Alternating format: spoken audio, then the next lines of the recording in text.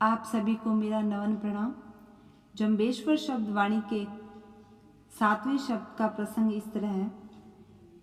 एक समय की बात है कि बीकानेर के महाराज लूणकरण एवं नागौर के सूबेदार महमद खां आपस में मिले। जाम्बोजी के विषय में बात चली। राव लूणकरण का कहना था कि जाम्बोजी हिंदुओं के देव हैं तथा महमद खां का कहना था कि वे मुसलमानों के पीर हैं।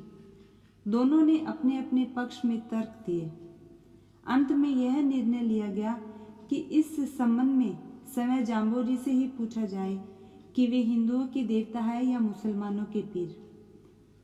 राव लूणकरण ने अपने पुरोहित तथा महमद खां ने अपने काजी को जाम्बोजी के पास सम्राथल दोहरे पर इस विवाद का निर्णय करने के लिए भेजा।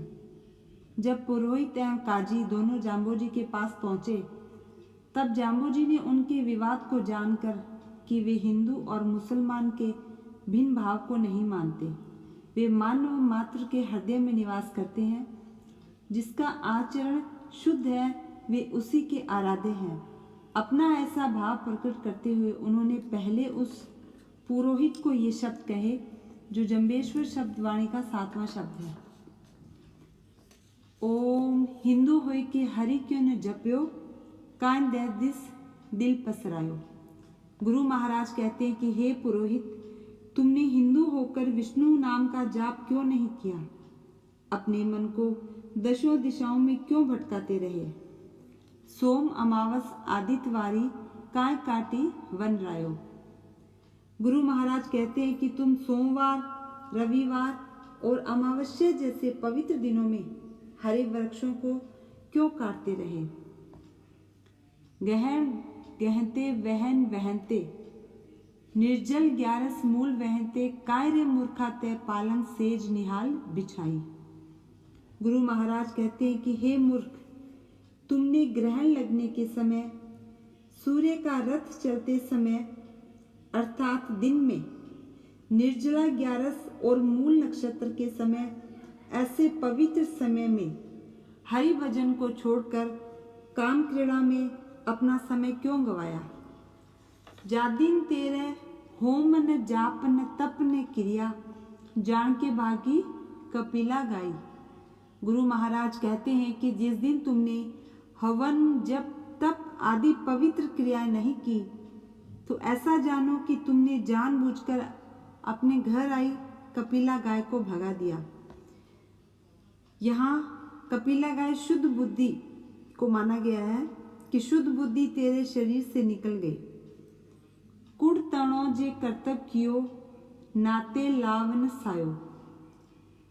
गुरु महाराज कहते हैं कि यदि तुम झूठ बोलकर या उसका सहारा लेकर पाखंड रचकर कोई काम करते हो तो उसमें कोई लाभ और सुख नहीं होता।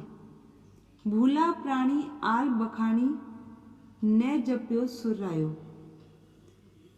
गुरु महाराज कहते हैं कि हे मनुष्य, तुम अज्ञान में भटक रहे हो। हे भूले हुए प्राणियों, तुम इधर उधर की बातों में अपनी वाणी का दुरुपयोग करते रहते हो, पर तुमने कभी देवों के देव विष्णु भगवान का जाप नहीं किया। छंदे कहाँ तो बहुता भावे खरतर को पति आयो।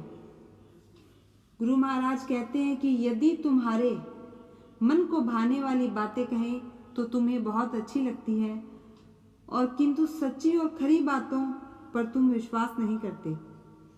हिव की बेला हिव ने जाग्यो संक रयो कदरायो। हे मनुष्य, तेरे इस जीवन में अब तक तो तू जगा नहीं और तूने अपने मन को शंका और कायरता के जाल में फंसा दिया है। इतनी उम्र तूने ऐसे ही खो दी। ठाडी बेला ठार ने जाग्यो तांती बेला तायो। यहाँ ठाडी बेला बाल्यावस्था को कहा गया है।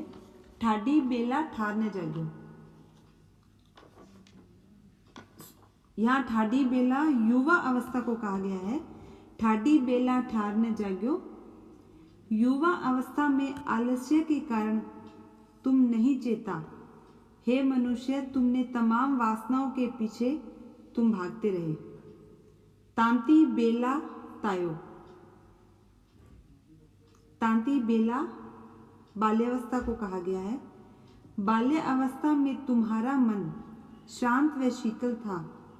तब तुमने अपनी नासमझी और चंचलता के कारण नहीं चेत सका और प्रभु का नाम स्मरण नहीं किया।